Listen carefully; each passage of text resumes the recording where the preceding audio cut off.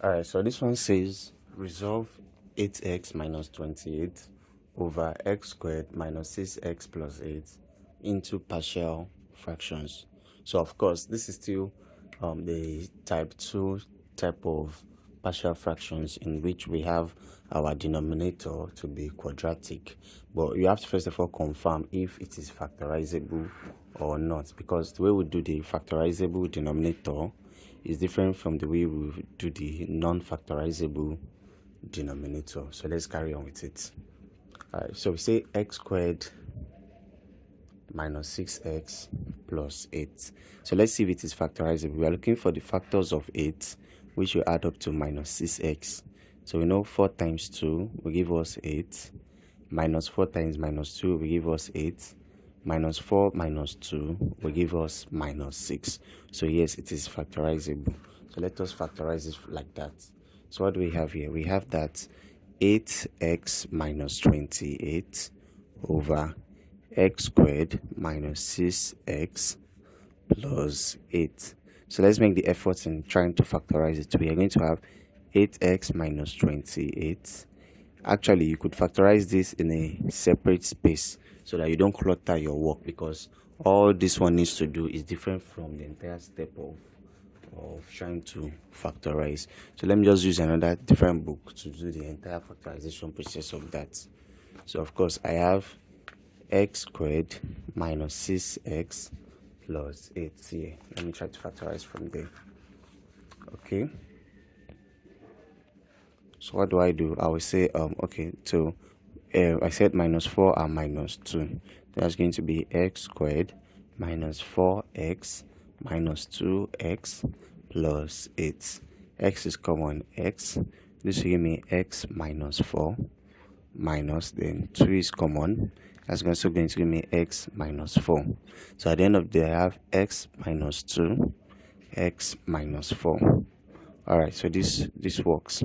So what do I have here is going to be x minus 2, x minus 4 as my partial fractions. So now as my fraction after factorizing the denominator to this.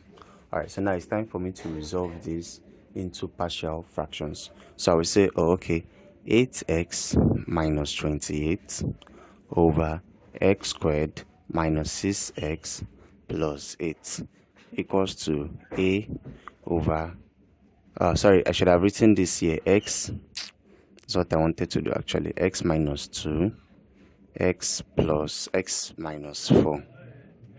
So it's going to be a over x minus 2 plus b over x minus 4. So now we've written it like that. So okay, so we solve the fractions as we have it. So that's going to give us what?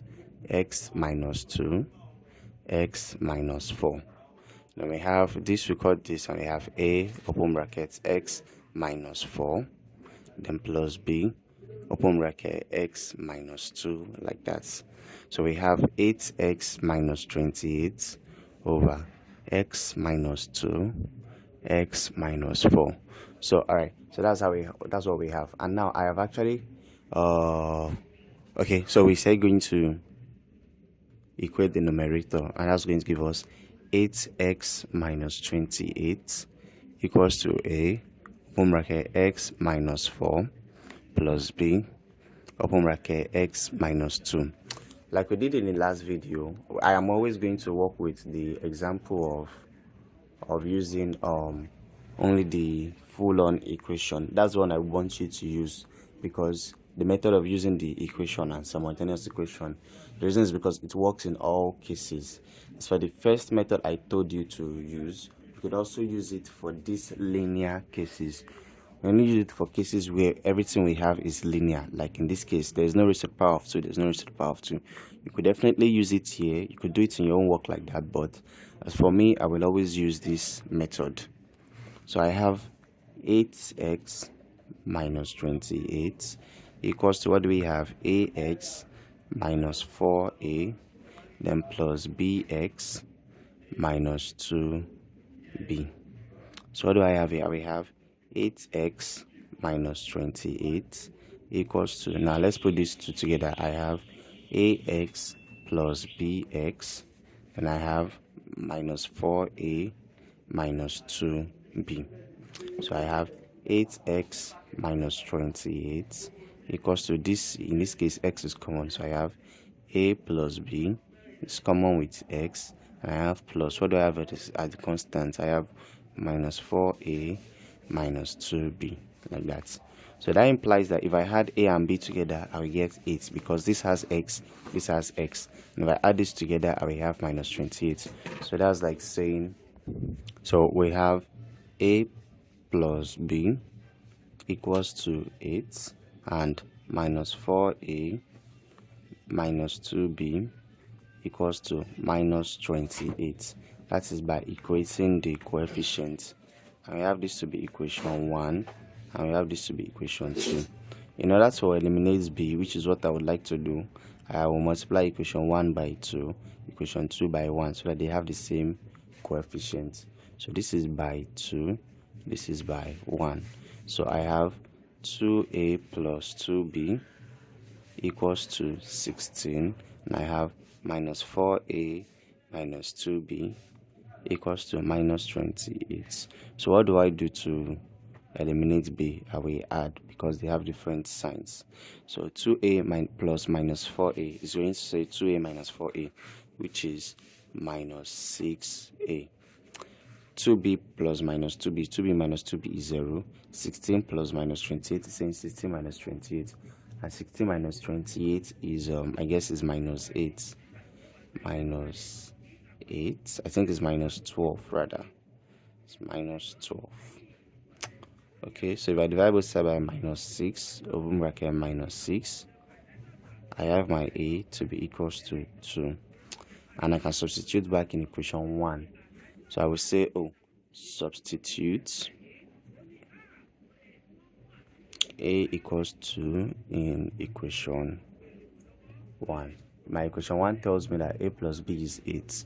So a plus b is equals to 8. 2 plus b equals to 8. And b is definitely equal to 6. So what do I have here? So I have my partial fractions, which says 8x minus 28 over x squared minus 6x plus 8 is equals to a, that's what, 2 over, what do we have here, x minus 2 plus b, which is 6 over x minus 4. So that's it. So okay, so you need to make sure you are placing the right things on the right fraction, like you already said here.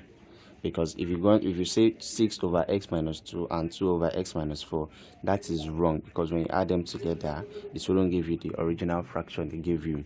So you have to pay attention to that.